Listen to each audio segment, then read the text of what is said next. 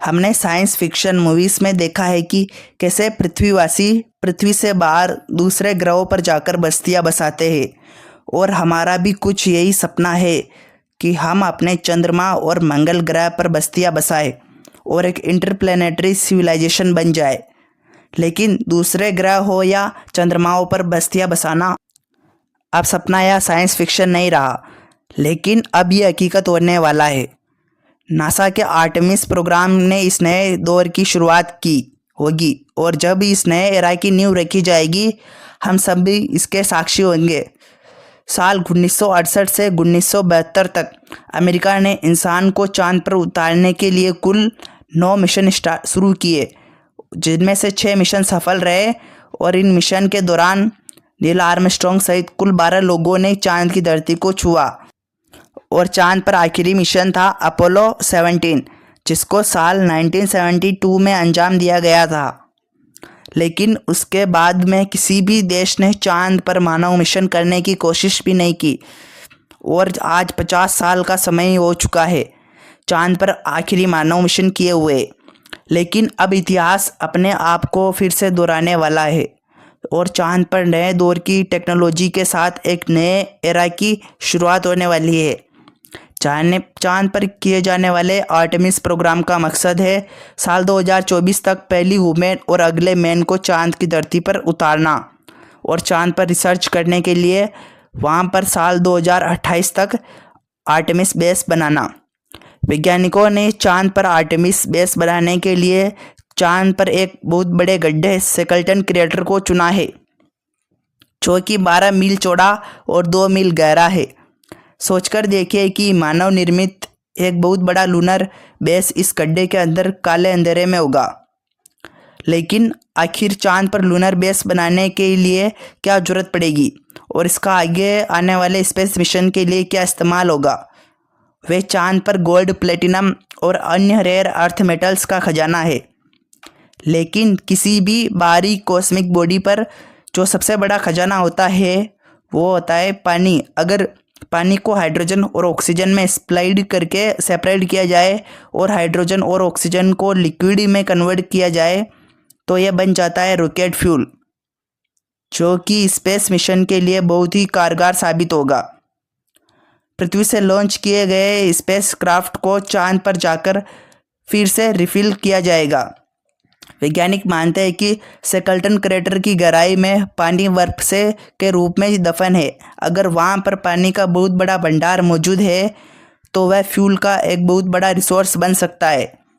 NASA का यह मानना है कि चांद पर 600 मिलियन से लेकर 1 बिलियन मेट्रिक टन तक लूनर आइस मौजूद है, जो कि भविष्य में किए जाने वाले मानव मिशन के लिए बहुत ही बड़ा एक खजाना है। अगर हम इस पानी को अच्छी तरीके से हार्वेस्ट कर दिए तो चांद पर मंगल ग्रह की यात्रा के लिए एक फ्यूल स्टेशन का काम करेगा। लेकिन अगर यह सब इतना आसान नहीं रहने वाला है। चांद पर लूनर बेस बनाने के लिए बहुत सी चुनौतियों का सामना करना पड़ेगा। आर्टेमिस प्रोग्राम के 4 मेन कंपोनेंट है। पहला है स्पेस लॉन्च सिस्टम्स, रॉकेट यानी SLR, जो कि अभी तक का सबसे बड़ा पावरफुल रॉकेट है जो स्पेस क्राफ्ट को पृथ्वी से बाहर तक लॉन्च करेगा। दूसरा कंपोनेंट होगा ओराइन स्पेस क्राफ्ट, जो कि एस्ट्रोनॉट्स को चांद तक ले जाएगा। और तीसरा कंपोनेंट होगा लूनर गेटवे। यह एक तरह का छोटा स्पेस स्टेशन होगा जो कि चांद के चारों ओर चक्कर लगा रहा होगा। इस मिशन का चौथा कंपोनेंट होगा ह्यूमन लैंडिंग सिस्टम्स, जिसकी मदद से एस्ट्रोनॉट्स चांद की सतह पर उतरेंगे और ये सारे ही सिस्टम्स एक साथ ऑपरेट होंगे। चलिए अब वो जानते हैं कि आर्टेमिस प्रोग्राम को अंजाम कैसे दिया जाएगा। आर्टेमिस प्रोग्राम के पहले ही मिशन में एस्ट्रोनॉट्स को चांद पर नहीं उतारा जाएगा, क्योंकि ऐसे मिशन में बहुत ज़्यादा रिस्क होता है।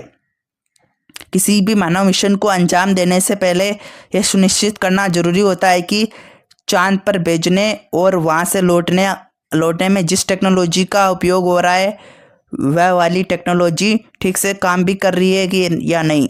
इसलिए वैज्ञानिक अनमैन्ड मिशंस करते हैं। जब उसमें सफलता मिलती है तब जाकर इंसानों को भेजने का रिस्क लिया जाता है और उनमें उन्हीं रॉकेट्स और टेक्नोलॉजी का इस्तेमाल किया जाता है जो अनमैन्ड मिशन को अंजाम दे चुके हैं।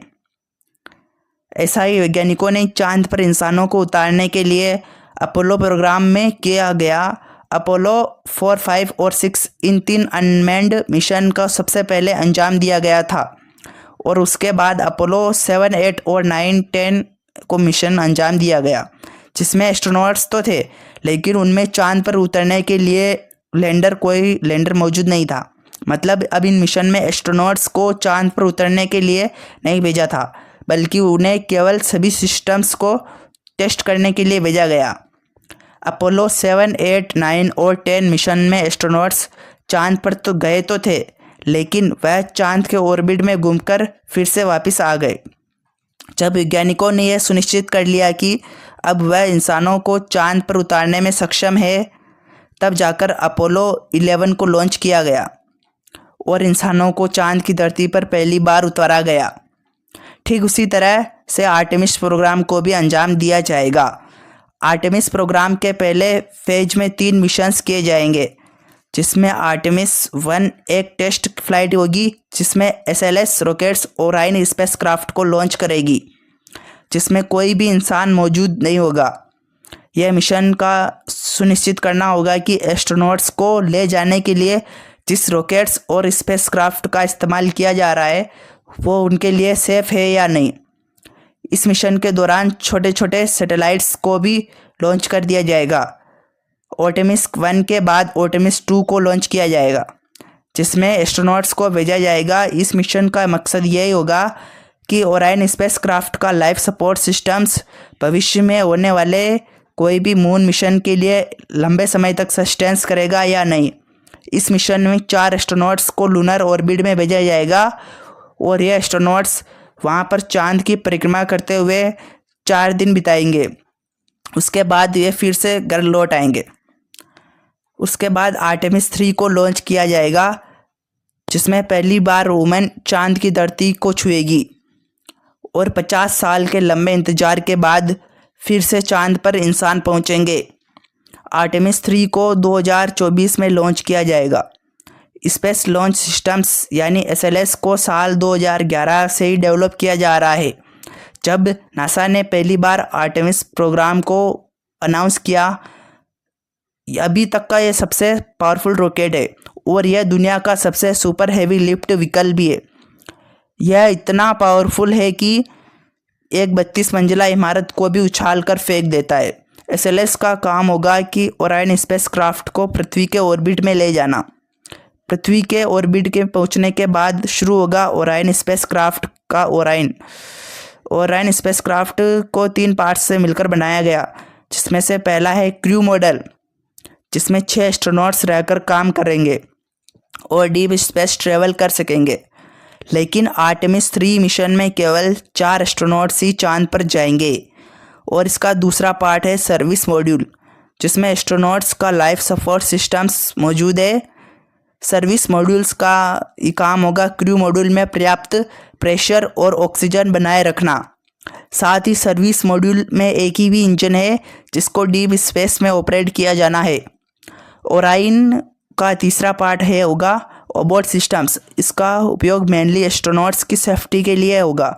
अगर बाई चांस लॉन्च से लेकर पृथ्वी के ऑर्बिट में प्रवेश करने में मिशन में अगर कोई भी गड़बड़ी होती है तो एस्ट्रोनॉट्स इस अबॉर्ड सिस्टम की हेल्प से अपनी जान बचा पाएंगे।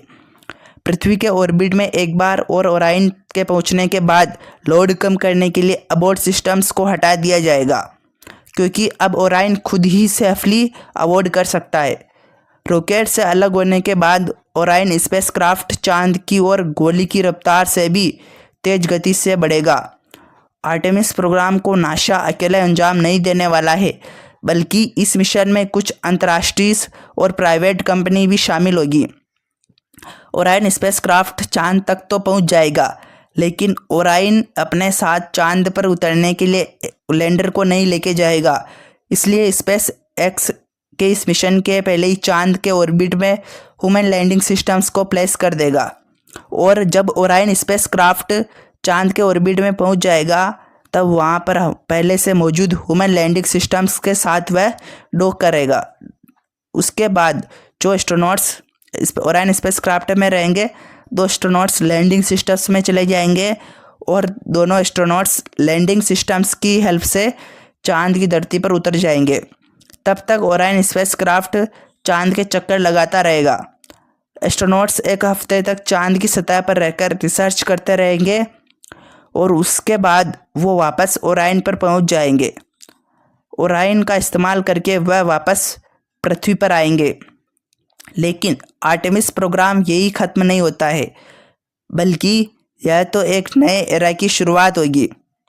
दरअसल भविष्य में चांद पर इंसानी बेस बनाने के लिए सबसे पहले चांद के ऑर्बिट में एक छोटा सा स्पेस स्टेशन बना दिया जाएगा, जो चांद के ऑर्बिट में घूमता ही रहेगा।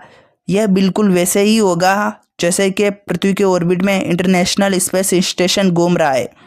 लेकिन चांद के ऑर्बिट में बनाया गया स्पेस स्टेशन ISS की तुलना में बहुत ही ज़्यादा छोटा होगा। चांद के ऑर्बिट में बनाई जाने वाली स्पेस स्टेशंस का नाम होगा गेटवे, जो कि भविष्य में चांद पर किए जाने वाले मानव मिशनों के लिए बहुत ही ज़्यादा उपयोगी सिद्ध होगी। आने वाले मिशंस में पृथ्वी से वाले स्पेसक्राफ्ट में गेटवे में डॉक भी करेगा और एस्ट्रोनॉट्स यहाँ पर कुछ दिन रुककर अपनी रिसर्च करेंगे।